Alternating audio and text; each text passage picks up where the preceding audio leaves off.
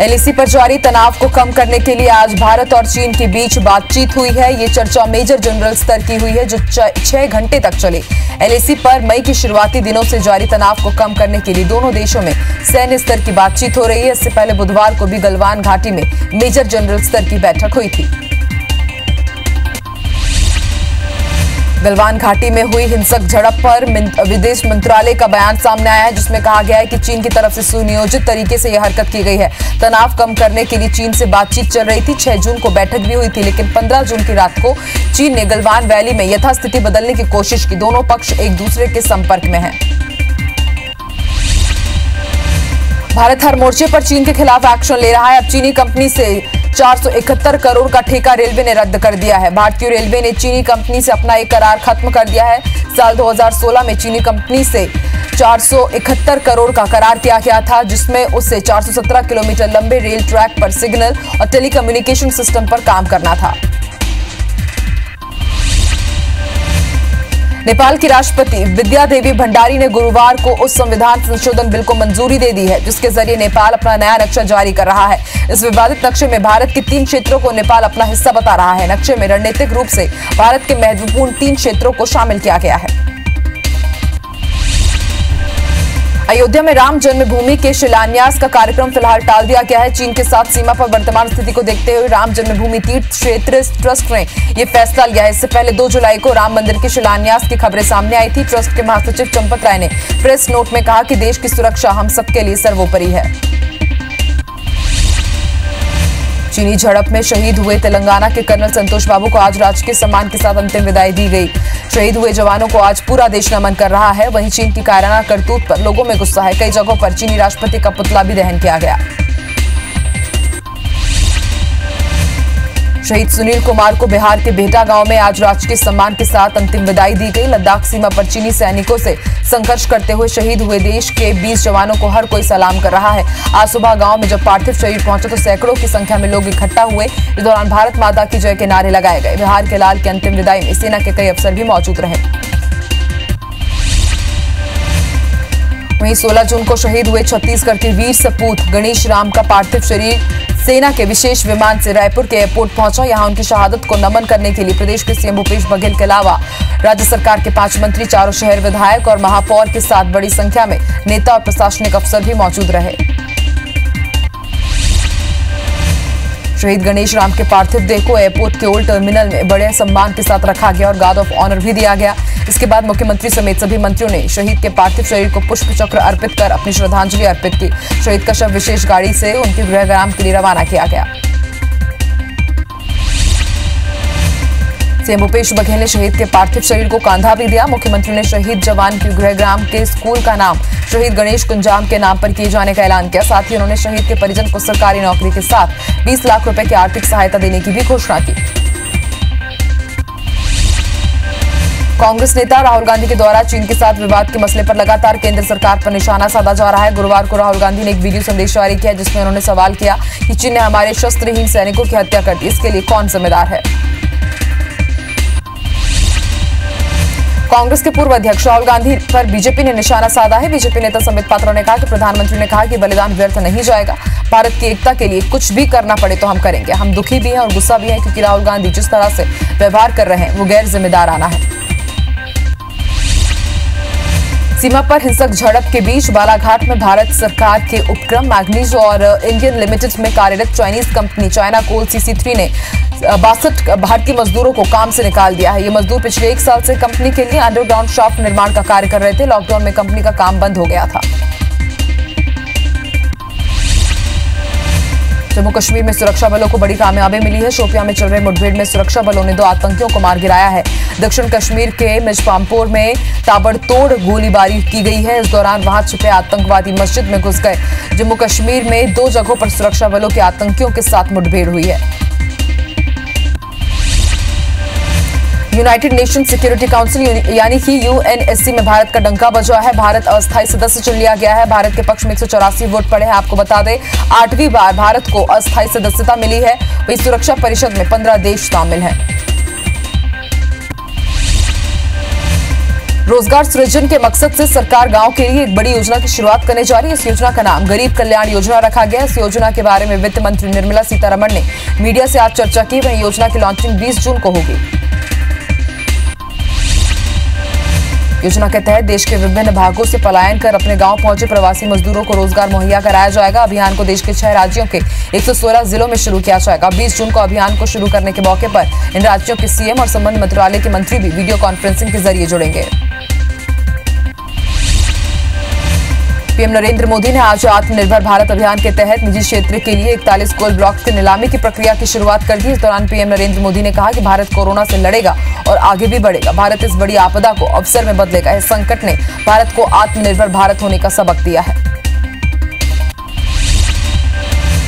PM Narendra Modi ने कहा कि आत्मनिर्भर भारत यानी भारत आयात पर अपनी निर्भरता कम करेगा। आत्मनिर्भर भारत यानी भारत आयात पर खर्च होने वाले लाखों करोड़ रुपए की विदेशी मुद्रा को बचाएगा। आत्मनिर्भर भारत यानी भारत को आयात न करना पड़े, इसके लिए वो अपने ही देश में साधन और संसाधन विकसित करेगा।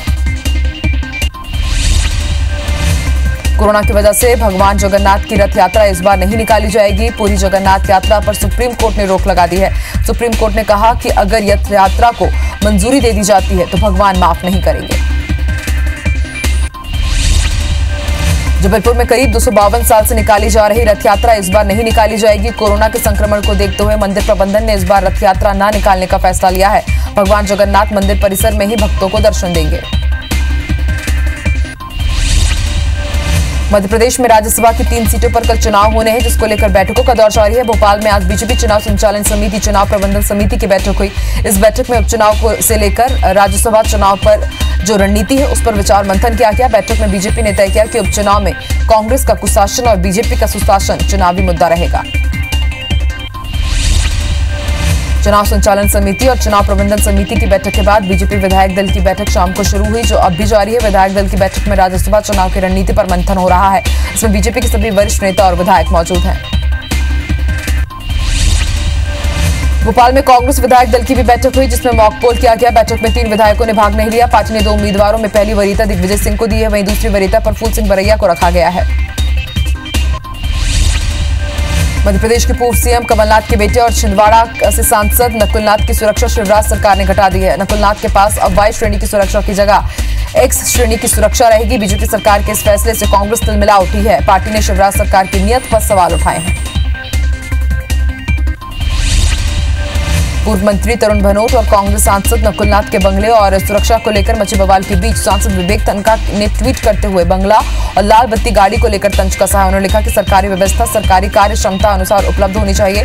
बीजेपी ने उनकी ट्वीट की तारीफ की है। कांग्रेस से राज्यसभा प्रत्याशी दिग्विजय सिंह ने सीहोर में प्राचीन गणेश मंदिर में पूजा अर्चना की और भगवान गणेश से जीत का आशीर्वाद ला। मीडिया से बात करते हुए उन्होंने मोदी सरकार पर जमकर हमला बोला। गलवान घाटी में 20 जवानों की शहादत पर उन्होंने कहा कि मोदी सरकार की असफल विदेश नीति का परिणाम है। केंद्रीय खाद्य मंत्री रामविलास पासवान के साथ छत्तीसगढ़ के खाद्य मंत्री अमरजीत भगत और 13 दूसरे राज्यों के मंत्रियों की बैठक हुई। बैठक में one nation one ration card योजना के क्रियान्वयन पर चर्चा की गई। केंद्रीय खाद्य मंत्री ने प्रदेश के सभी पीडीएस दुकानों में बायोमेट्रिक मशीन लगाने का काम जल्द ही पूरा करने को कहा है। राहुल गांधी से चीनी राजदूत की मुलाकात की जानकारी मांगने वाले भाजपा प्रदेश अध्यक्ष विष्णुदेव साय से कांग्रेस ने सवाल पूछा है। प्रदेश कांग्रेस संचार विभाग के अध्यक्ष शैलेश नितिन त्रिवेदी ने कहा है कि साय बताएं कि मोदी और शी जिनपिंग की 18 मुलाकातों में क्या हुआ है। मोदी जी ने निजी संबंधों से क्या पाया, क्या खोया। कांग्रेस नेता राहुल गांधी का कल जन्मदिन है। छत्तीसगढ़ में राहुल गांधी का जन्मदिन कांग्रेस के लोग सादगी से मनाएंगे। पीसीसी ने भारत चीन सीमा पर 20 जवानों की शहादत के बाद सभी जिला कांग्रेस कमेटी को केक नहीं काटने के निर्देश दिए हैं। पीसीसी ने कहा कि जन्मदिन के अवसर पर ब्लड डोनेट किया जाएगा, गरीबों को राशन वितरित किया जाएगा। कांग्रेस अन्य पिछड़ा वर्ग विभाग के राष्ट्रीय अध्यक्ष ताम्रध्वज साहू की अध्यक्षता में मध्य प्रदेश उपचुनाव के संबंध में बैठक हुई। वीडियो कॉन्फ्रेंसिंग के माध्यम से हुई बैठक में कांग्रेस प्रत्याशियों को जीत दिलाने में योगदान देने निर्देशित किया गया है। बैठक में ओबीसी विभाग के प्रदेश और जिला अध्यक्ष भी शामिल हुए।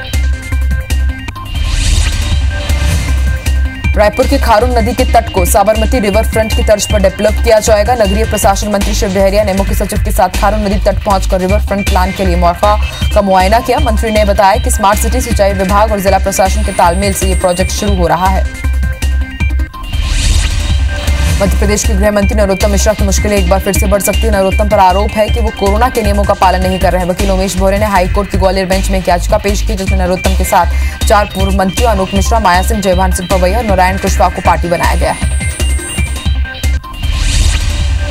मध्य प्रदेश में उपचुनाव से पहले कांग्रेस के अंदर खेमेबाजी शुरू हो गई है। ये खेमेबाजी ज्योतिरादित्य सिंधिया के कांग्रेस छोड़कर जाने के बाद पैदा हुई है। अब चंबल में कांग्रेस का गॉडफादर कौन है, इस पर अलग अलग गुट सामने आने लगे हैं। बदले हुए समीकरण में कांग्रेस में गुटबाजी का पौधा फिर से पनपने लगा है। इसे लेकर प्रद्युम्न सिंह तोमर ने तंज कसा है। बीजेपी के पोस्टर से केंद्रीय मंत्री नरेंद्र सिंह तोमर की फोटो गायब होने के बाद गुना की राजनीति में बवाल मच गया है। पोस्टर में सिंधिया के साथ सांसद विधायकों का फोटो तो है, लेकिन नरेंद्र सिंह तोमर का नहीं है। बीजेपी के अंदर खाने में इसकी चर्चा शुरू हो गई है। पार्टी नेता राजेंद्र सलूजा ने इसकी निंदा की है। रानी लक्ष्मीबाई की पुण्यतिथि पर पूरे देश ने आज उन्हें याद किया। ग्वालियर में भी रानी लक्ष्मीबाई की समाधि स्थल पर उन्हें पुष्पांजलि अर्पित की गई। इस दौरान पूर्व मंत्री जयभान सिंह पवैया समेत 20 लोगों ने 4 घंटे तक उपवास रखा। साथ ही चीनी सीमा पर शहीद भारतीय जवानों को श्रद्धांजलि दी गई। इंदौर में बीजेपी नेताओं ने भी रानी लक्ष्मीबाई की प्रतिमा पर माल्यार्पण किया। साथ ही गलवान घाटी में शहीद 20 जवानों को श्रद्धांजलि दी गई। इस दौरान बीजेपी के पूर्व विधायक सुदर्शन गुप्ता ने इंदौर में केंद्रीय मंत्री नरेंद्र सिंह तोमर के जन्मदिन पर भीड़ जुटाने के मामले पर सफाई दी और इसे कांग्रेस की साजिश बताया। छत्तीसगढ़ में खुलने जा रहे 40 सरकारी इंग्लिश मीडियम स्कूलों में दाखिले की प्रक्रिया में बदलाव किया गया है। पहली परीक्षा में एडमिशन आरटीई की तर्ज यानी कि लॉटरी सिस्टम से होगा। तो वही कक्षा 2 से कक्षा 12वीं तक दाखिले मेरिट के आधार पर होंगे। इससे पहले एडमिशन की प्रक्रिया पहले आओ पहले पाओ के आधार पर होनी थी। बिलासपुर में अरपा सौंदर्यीकरण प्रोजेक्ट के तहत अटल आवास से हटाए गए अवैध कब्जाधारियों की जनहित याचिका हाईकोर्ट ने खारिज कर दी। अरपा नदी के दोनों किनारों पर रोड बनाया जाना है, जिसके तहत पिछले दिनों अरपा के किनारे रह रहे लोगों के मकान प्रशासन द्वारा तोड़े गए थे। लॉकडाउन से प्रभावित वकीलों को आर्थिक सहायता देने की मांग करते हुए दायर की गई जनहित याचिका पर आज हाईकोर्ट की डिवीजन बेंच में सुनवाई हुई है। जनहित याचिका पर सुनवाई करते हुए डिवीजन बेंच ने स्टेट बार से पूछा कि आपके पास वकीलों के लिए कितना वेलफेयर अमाउंट है, साथ ही वकीलों को आर्थिक सहायता देने के लिए क्या योजना है। छत्तीसगढ़ के नए सरकारी अंग्रेजी मीडियम स्कूलों में इसी शिक्षा सत्र से ही प्रवेश देने की तैयारी है। कोरोना संक्रमण और विभागीय लेट लतीफी से अधूरी तैयारियों के बीच स्कूल शुरू हो रहे हैं। इंग्लिश मीडियम के लिए 40 स्कूलों को चुना गया है, जहां बिल्डिंग, लैब, ग्राउंड फर्नीचर तैयार नहीं हुआ है, लेकिन एडमिशन के निर्देश दिए गए हैं। मध्य प्रदेश में उच्च शिक्षा विभाग ने कोरोना के चलते यूजी फाइनल ईयर और पीजी 4th सेमेस्टर की परीक्षा को स्थगित कर एक बार फिर से आगे बढ़ा दिया है। विभाग अब 31 जुलाई के बाद नई तारीख घोषित करेगा। इससे प्रवेश प्रक्रिया बाधित हो रही है। देवी अहिल्या विश्वविद्यालय में प्रवेश परीक्षा एक बार फिर टाल दी गई है। आर्थिक तंगी से जूझ रहा जबलपुर नगर निगम अब लोगों से टैक्स वसूली की तैयारी कर रहा है। नगर निगम को संपत्ति और जल कर का करीब 60 करोड़ रुपए लोगों से लेना है। इसे वसूलने के लिए नगर निगम छूट के साथ सख्ती भी बरत रहा है। टैक्स वसूली के लिए अभियान चलाया जाएगा। 225 करोड़ से ज्यादा के पान मसाले की जीएसटी चोरी मामले में गुटखा व्यापारी किशोर वाधवानी को आज डीजीजीआई की टीम ने जिला कोर्ट की सीबीआई कोर्ट में पेश किया, जहां से कोर्ट ने सेंट्रल जीएसटी की टीम को 5 दिन की रिमांड पर सौंपा है। वाधवानी को अब 22 जून को फिर से सीबीआई कोर्ट में पेश किया जाएगा। रायगढ़ के धर्मजयगढ़ वन परिक्षेत्र के छाल रेंज में एक नर हाथी की मौत हो गई है। बीते 10 दिनों में ये प्रदेश में हाथी की 6वीं मौत है। घटना बेहरामार इलाके की है। आज सुबह गांव के बाहर एक किसान के खेत से 200 मीटर दूरी पर लोगों ने हाथी के शव को देखा, जिसके बाद वन अमले को सूचना दी गई। वन्य प्राणियों के लिए काम करने वाले सामाजिक कार्यकर्ता नितिन सिंघवी ने हाथियों की मौत को लेकर बड़ा खुलासा किया है। सिंघवी ने मृत हाथी के अवशेषों की तस्वीरें जारी कर दावा किया कि छत्तीसगढ़ में बीते दिनों में 6 नहीं बल्कि 7 हाथियों की मौत हुई है। वन विभाग ने 6 हाथियों की मौत का आंकड़ा जारी किया, जबकि एक हाथी की मौत गुमनामी के अंधेरे में रह गई है। 11 मई को सूरजपुर जिले के प्रतापपुर रेंज से महज 4 किलोमीटर दूर मिले हाथी के सड़े गले शव को लेकर संभावना जताई जा रही है कि यह हाथी बाकी गजदल का गुमशुदा सदस्य हो सकता है। बावजूद इसके विभाग ने इस पर उदासीनता बरती। इस घटना का खुलासा तक नहीं किया गया है। अब डीएफओ का कहना है कि इस हाथी की मौत 45 दिन पहले हुई थी। स्वच्छता के मामले में देश में डंका बजाने वाला अंबिकापुर नगर निगम की साफ सफाई और ड्रेनेज व्यवस्था की पोल पहली ही बारिश में खुल गई है। आलम यह है कि शहर का अंतर्राज्यीय बस अड्डा भी निगम के बदहाली का दंश झेल रहा है। बारिश के कारण सड़कों पर पानी भर गया है, जिससे सब्जी व्यवसायी खासे परेशान है। शाजापुर में खाद नहीं मिलने से परेशान किसानों ने खाद से भरे 2 ट्रकों को लूट लिया। मामला शुजालपुर के पास बहरावल गांव का है, जहां खाद से भरे 2 ट्रक सोसाइटी में आए थे। ये खाद को किसानों का वितरण किया जाना था, लेकिन अचानक आए 100 से 150 किसानों ने ट्रक में रखी खाद को लूट लिया। ग्वालियर की महिला इंसिडेंट कमांडर और नायब तहसीलदार ने अपनी पीड़ा बयां की है। तहसीलदार ने फेसबुक पोस्ट में लिखा कि कंटोनमेंट जोन में वॉच डॉग की तरह तकते रहना पड़ता है और लोग घर से बाहर निकलते हैं तो भौंकना पड़ता है। तहसीलदार ने लोगों को गैर जिम्मेदाराना रवैये की हर स्तर पर स्थिति सामने रखी है। सरगुजा के कृषि कार्यालय का एक वीडियो सोशल मीडिया में वायरल हो रहा है, जिसमें कृषि विभाग के डिप्टी डायरेक्टर समेत एसडीओ और लेखपाल पार्टी करते नजर आ रहे हैं। पार्टी में शराब भी परोसी जा रही है, हालांकि आईबीसी 24 इस वीडियो की पुष्टि नहीं करता। बेमेतरा में 174 एकड़ जमीन के घोटाले का मामला सामने आया है, जिसका बेवरा ग्राम पंचायत के भूमिहीनों को पट्टा देना था, लेकिन आपसी मिलीभगत कर अपात्रों को चोरी से पट्टे दे दिए गए। ग्रामीणों को इसकी खबर भी नहीं लगी। फिलहाल कलेक्टर ने जांच कराने की बात कही है। छत्तीसगढ़ में इन दिनों लोगों को बिजली का बिल झटका दे रहा है। अधिक बिल की शिकायत प्रदेश के कई इलाकों में आ रही है। मामले में सीएसपीडीसीएल के एमडी के मुताबिक उनके पास इस तरह की भी शिकायत पहुंची थी। शिकायत की जांच में पता चला है कि मई महीने में औसत कंजप्शन ज्यादा हुआ है, जिससे लोगों को लग रहा है कि उनका बिजली बिल ज्यादा है। एक बार फिर राजधानी रायपुर से शहरी नेटवर्क के तार जुड़े हैं। कांकेर में नक्सलियों की मदद के आरोपियों से पूछताछ में कंप्यूटर दुकान से बिना बिल के वॉकी टॉकी, लैपटॉप समेत कई इलेक्ट्रॉनिक सामान खरीदने का खुलासा हुआ है। इसके बाद कांकेर पुलिस राजनांदगांव के कारोबारी को हिरासत में लेकर कांकेर रवाना हो गई है। बलरामपुर जिले के नगर पंचायत राजपुर में साप्ताहिक बाजार मामला लगातार तूल पकड़ता जा रहा है। लॉकडाउन के दौरान नगर पंचायत राजपुर में साप्ताहिक बाजार NH 343 में बस स्टैंड के पास लगाया जा रहा था। अब यहां व्यापारियों ने कब्जा करना भी शुरू कर दिया। आरोप है कि जनप्रतिनिधि ही व्यापारियों से बाजार की जमीन पर कब्जा करवाने में लगे हुए हैं।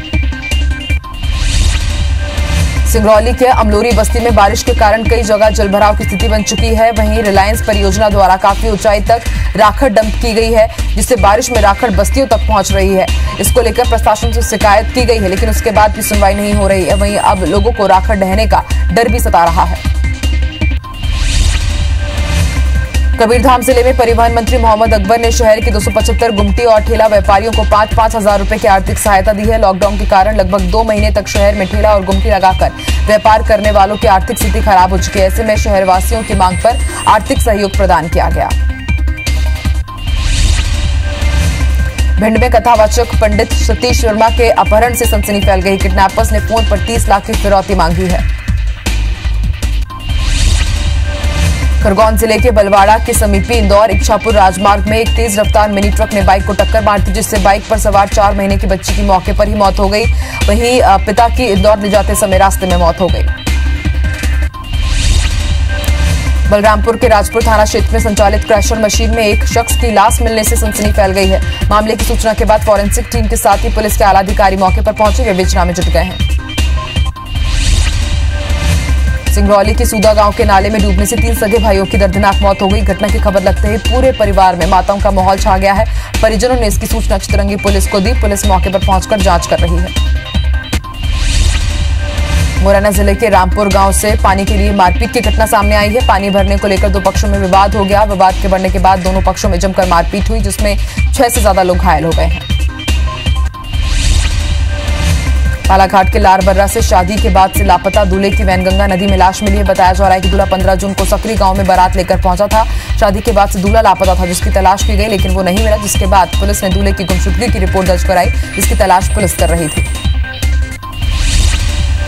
गरियाबंद में तेंदुए का शिकार कर खाल की तस्करी करते हुए पुलिस की विशेष टीम ने तस्कर को गिरफ्तार किया। बताया जा रहा है कि आरोपी कासर पानी में जहर देकर तेंदुए का शिकार कर रहे थे। बिलासपुर में पुलिस ने अश्लील वीडियो बनाकर ब्लैकमेल करने वाले गिरोह के 7 आरोपियों को गिरफ्तार किया, जिसमें एक पुलिसकर्मी भी शामिल है। इस गिरोह की युवती झांसा देकर मिलने बुलाती थी और अश्लील वीडियो बनाती थी, फिर धमकाती थी। शिवपुरी के कैरा तहसील के दिनारा गांव में 2 नकाबपोश बदमाशों ने सराफा व्यवसायी को कट्टा दिखाकर लूट की घटना को अंजाम दिया। वे घटना के बाद भाग रहे बदमाशों को व्यापारियों और उसके बेटे ने पकड़ लिया। इस दौरान हुई फायरिंग में व्यापारी के पैर में गोली भी लगी। कोंडा गांव में हैंडपंप रिपेयर के नाम पर एक ही बिल सभी पंचायतों के लिए बनाकर पैसा मांगने का मामला सामने आया है। रायपुर की लहर कंस्ट्रक्शन कंपनी को हैंडपंप सुधारने का ठेका मिला है, जिसमें ये लापरवाही सामने आई है। राजनांदगांव जिले के खैरागढ़, घुमका और छुई खदान क्षेत्र के खेतों में लगे ट्रांसफार्मर से तांबा और एल्यूमिनियम चोरी मामले में पुलिस ने 5 लोगों को गिरफ्तार किया है। गिरफ्तार आरोपियों से पुलिस को 40 किलो तांबा, लगभग 15,000 कीमत का एल्यूमिनियम तार भी बरामद किया गया है।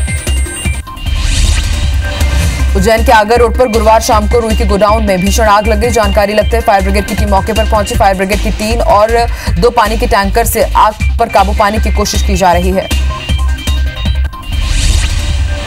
मध्य प्रदेश में मानसून ने आधे प्रदेश को कवर कर लिया है। दक्षिण पश्चिम मानसून ने प्रदेश के होशंगाबाद, इंदौर, शहडोल और जबलपुर संभाग के ज्यादातर जिलों में दस्तक दे दी है। दुनिया भर में कोरोना के मामले बढ़कर 85,04,000 से ज्यादा हो गए। कुल मौत का आंकड़ा 4,52,000 से ज्यादा हो गया। वहीं पूरी दुनिया में 44,53,000 से ज्यादा मरीज ठीक भी हुए। अमेरिका, ब्राजील और रूस में सबसे ज्यादा मामले सामने आए हैं। देश में कोरोना ने 3,77,000 का आंकड़ा पार कर लिया। देश में अब तक 2 लाख से ज्यादा मरीज ठीक भी हुए हैं। वहीं 12,532 लोगों की अब तक मौत हो चुकी है। महाराष्ट्र में कोरोना के आंकड़े 1,20,000 के पार हो गए हैं। अब तक 5,751 लोगों की मौत हो चुकी है। महाराष्ट्र में एक्टिव मरीजों की संख्या बढ़कर 54,000 के करीब हो गई है। तमिलनाडु में कोरोना मरीजों का आंकड़ा 52,000 के पार कर गया है। कोरोना से अब तक 628 लोगों की मौत हुई। वहीं एक्टिव मरीजों की संख्या 23,000 के पार हो गई है। देश की राजधानी दिल्ली में भी कोरोना मरीजों की संख्या 47,000 के पार हो गई। अब तक 1,900 से ज्यादा लोगों की मौत हो चुकी है। दिल्ली में कोरोना से 17,400 से ज्यादा लोग ठीक भी हुए हैं।